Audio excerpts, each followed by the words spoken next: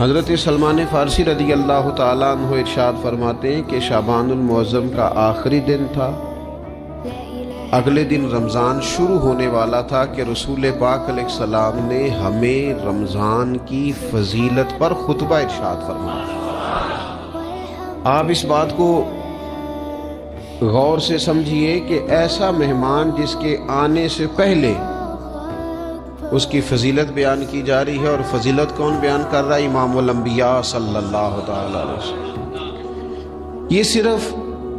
ہمارے دلوں کے اندر، امت کے دلوں کے اندر اس ماہ مقدس کی فضیلت کو اور اس کی عظمت کو بٹھانے کے لیے کہ پوری طرح تم اپنے ذہن میں اور اپنے دل میں ایک بات بٹھاؤ کہ ایک عظمتوں والا مہینہ تم پر سایہ فگن ہونے والا ہے، کہ اس مہینے کے آنے سے پہلے، یعنی ابھی ایک دن بعد آنا ہے رمضان کو، اور آنے سے پہلے حضرت سلمان فارسی فرماتے ہیں کہ نبی پاک نے ہمیں باقاعدہ بلا کے خطبہ دے کے رمضان کی عظمت ہمارے دلوں میں بٹھا،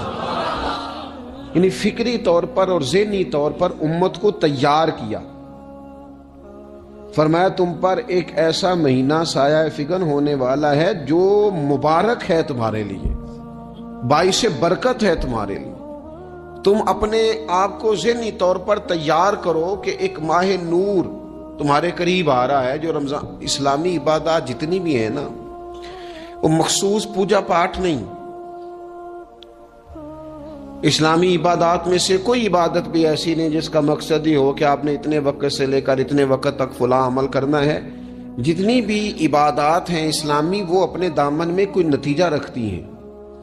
کوئی رزلٹ رکھتی ہیں، اس کے ثمرات انسانی زندگی پر مرتب ہوتے ہیں۔ انسان کو تزکیہ نصیب ہوتا ہے، اس کے باطن کو صفائی نصیب ہوتی ہے، اسے خیر کرنے کا موقع ملتا ہے، تربیت کے بہت سارے مواقع اس میں پائے جاتے ہیں، بہت سارے اسرار و رموز کے ساتھ